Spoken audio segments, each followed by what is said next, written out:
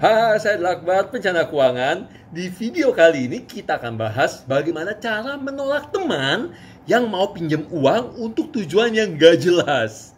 Oke, udah siap?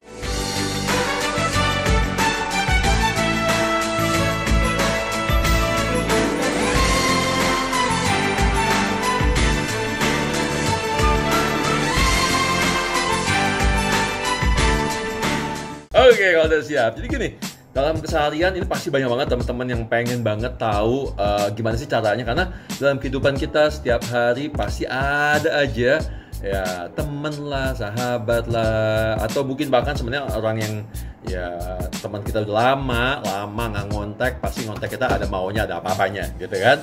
Nah, terus ujung-ujungnya apa? Ujung-ujungnya dia mau pinjam duit, mau pinjam uang untuk hal-hal yang menurut kita kok nggak jelas ya minjem ya. Bukan kebutuhan yang misalnya, aduh gue butuh minjem duit nih buat anak gue beli susu nih, gue nggak punya duit karena keadaan lagi jelek, pandemi, PHK dan sebagainya. Atau buat makan orang di rumah, nah, itu masih oke, silakan dikasih pinjam. Tapi ini untuk urusan yang nggak jelas, misalnya dia cuma pengen pinjam duit hanya gara-gara pengen beli sepatu baru gitu ya, atau pengen pinjam duit hanya gara-gara pengen beli tiket konser. Pokoknya menurut kita, gila ya, gue aja belum tentu beli itu barang, terus lu pengen beli gitu ya. Tapi kemudian belinya karena nggak punya duit, lo mau minjem pakai duit gue.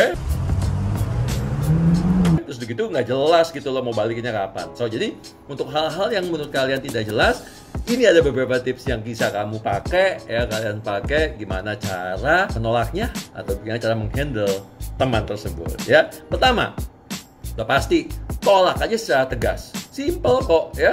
Kalian punya rules sendiri, bilang aja bahwa gue punya rules, gue tidak pernah mau minjemin uang ke siapapun. Karena kalau gue meminjam uang, itu akan menyebabkan perselisihan dan ujung-ujungnya nanti pasti ribut sama siapapun. Gitu ya.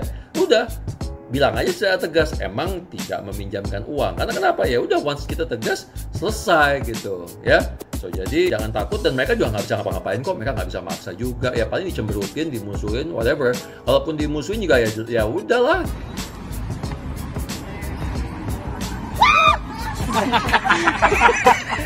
Gitu ya, emang udah resiko. Lagi pula juga kalau ini orang tiba-tiba gitu out of the blue, nggak pernah kontak-kontakan 5 tahun 10 tahun lost contact, tiba-tiba ngontek kalian hanya gara-gara mau minjem, ya jelas dong gitu ya, ya belum tentu juga, dan nggak akan juga gue pinjemin. Oke, so nomor 1 tadi tolak secara tegas ya. Kemudian kedua, bisa juga Anda menolak dengan menggunakan alasan pasangan ya.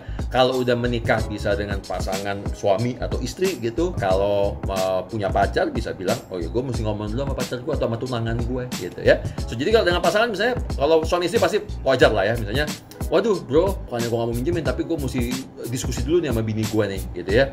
Atau Cin gitu, yang saya diskusi dulu ya sama suamiku ya gitu ya. Soalnya kan ini bukan uangku, ini uang suamiku ya, aku apa-apa mesti nanya dulu nih sama pasanganku gitu misalnya. Atau juga kalau yang pacar juga bisa bilang, wah cowok gue ini dia ngatur keuangan gue, dia yang anggap aja cowoknya perencana keuangan ya, dia yang bantuin gue investasi, jadi uang gue dia yang ngaturin semua, jadi gue mesti ngomong dulu sama dia, karena gue dengan cara seperti ini gue bisa disiplin nabung, bisa disiplin investasi, kalau enggak uang gue habis misalnya gitu. So as you open it like that, oh yeah, got one hand on the phone, okay.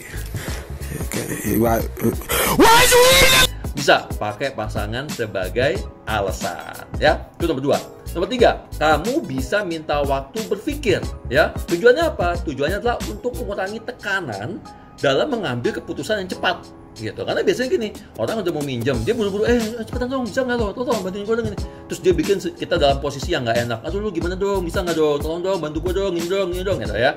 Nah, kamu bisa bilang gini, aduh gue kayaknya butuh waktu nih buat mikir nih gitu ya, buat mikir. Soalnya emang kebetulan mungkin bisa jadi duit mau gue pakai misalnya gitu. Jadi bisa nggak lo kasih gue waktu 1-2 hari, nanti kita berkabar lagi.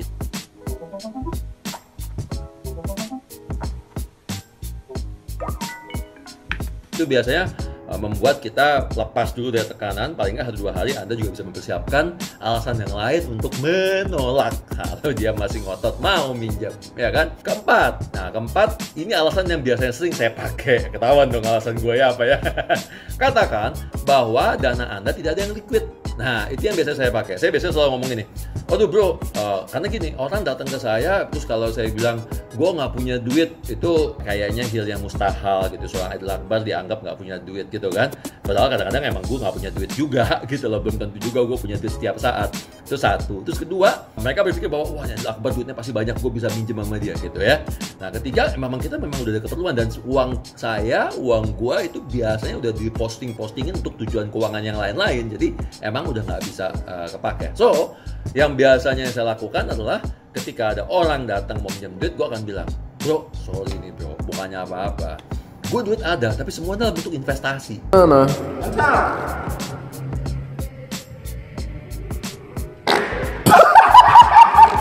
Gitu, ya kan? Gue uang cash gue tuh cuma buat hidup doang gitu. Jadi gue yang ngepas banget buat sampai akhir bulan. Jadi duit gue kalau misalnya lo mau ditarik, ya gue mesti keluarin dulu dari saham. Apalagi sekarang sahamnya lagi turun, gue mesti keluarin dulu dari reksadana, atau reksadana lagi turun. Kalau deposito gue mesti cairin dulu, itu masih ada sekitar akhir bulan lah, dan sebagainya. Sehingga menunjukkan bahwa oh iya ya, gue lagi tidak liquid. Nah dengan cara kayak gitu, itu juga menghilangkan tekanan kepada kita untuk ngasih pinjam uang secepatnya saat itu juga. Oke? Kelima, kamu juga bisa nolak tanpa memberikan alasan apapun. Ya bebas aja dong. Bro, bisa minjem nggak? Sorry bro, nggak bisa. Emang kenapa? Ya nggak bisa aja. Emang gue mesti kasih alasan. Yeah, I saw it. I saw it on TV. I want to know what the hell were you doing? You know, sound like you were just going. What was it? Muka datar aja, muka datar, poker face gitu. Nggak bisa aja. Emang kenapa? Emang? Ya emang gue nggak bisa ngasih pinjem gitu. Gue nggak pinjemin. Selesai kan? Tanpa perlu alasan. Emang alasannya apa bro? Ya nggak ada alasan aja. Emang kenapa? Gitu. Oke? Ya latihan. Lihat mukanya, lihat mukanya. Oh ya. Kemudian, nah ini yang sebenarnya ini bukan cara menolak, tapi hal apa yang harus Anda lakukan, yaitu Anda harus menghindari untuk jadi objek peminjam, gitu ya. Kan dengan cara apa? Dengan cara jangan pernah ceritakan kondisi keuangan Anda. Anda baru dapat bonus, nggak perlu cerita-cerita. Anda baru dapat THR, Anda baru jual rumah, Anda baru jual mobil. Hal-hal yang menunjukkan Anda lagi punya banyak duit ya. Kamu lagi kejatuhan dulu dan runtuh nih, plek gitu. Ya nggak usah lah diomongin sama orang. Karena kenapa? Kita nggak tahu di luar sana.